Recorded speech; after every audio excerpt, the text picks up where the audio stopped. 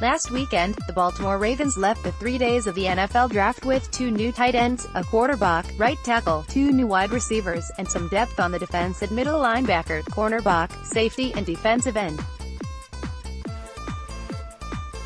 Baltimore did what they could, and were looking for the best value on every selection.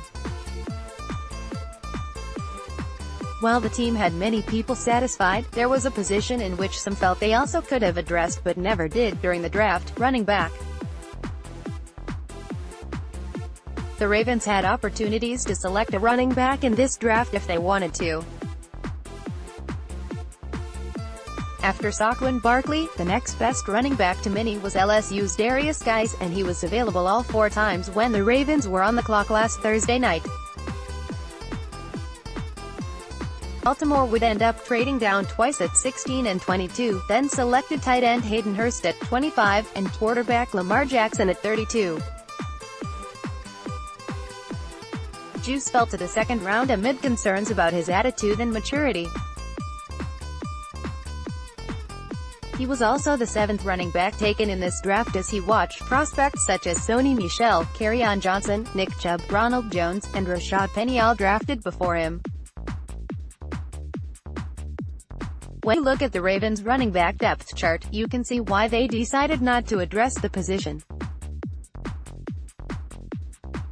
Through the final 2 months of the 2017 season, the Ravens' offense played well and were second only to the New England Patriots in points per game during that stretch.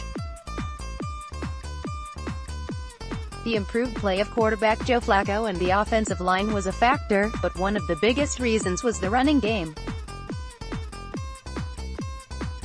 Especially the emergence of Alex Collins and the re-emergence of Javorius Allen. It's amazing to think about because Allen and Collins were not originally seen as players who were going to make much of an impact last season. The rushing attack was supposed to be carried by Danny Woodhead, Terrence West, and 2016 4th-round selection Kenneth Dixon. Dixon, however, would miss the entire season due to suspension and a torn meniscus. Woodhead missed 7 games after injuring his hamstring in Week 1, and West battled a calf injury, only appearing in 5 games last year. Collins was signed in September after the Dixon injury and was promoted to the active roster to take Woodhead's spot.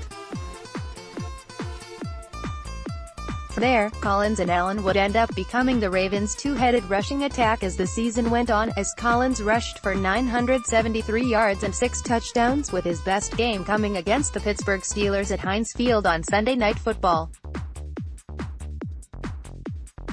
Allen showed potential during his rookie campaign, but was limited to just 8 games 2 years ago when West and Dixon began playing well.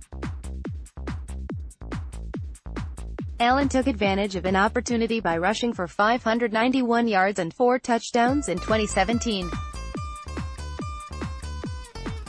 Proving to be a great change of pace running back to Collins. Allen was also valuable in the passing game for Flacco as he caught 46 receptions for 250 yards and 2 touchdowns.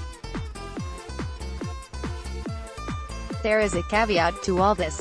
Baltimore is banking on both Collins and Allen, while also hoping Dixon can round back to form. Dixon is all of a sudden the wild card after missing all of 2017. 2 seasons ago, Dixon looked to be the franchise running back for the future, until Collins came along. The Ravens also hope that Allen can continue improving now that he is entering a contract year. Collins, as good as he looked, now has a season to film on him, and teams will be much more prepared to face him this year. There is also the concern of fumbles when it comes to the former Arkansas running back. The Ravens and running backs coach Thomas Hammock will have to work in practice to fix the issue completely. Collins will either prove to be the running back the team has been waiting for since Ray Rice, or the carousel at the position will continue. Baltimore clearly has great faith in Collins and Allen, as well as hope for Dixon. If all three stay healthy and active, they could make some serious noise in the NFL in 2018 after finishing with the 11th best rushing attack in 2017. That's what the Ravens are aiming for entering a crucial season.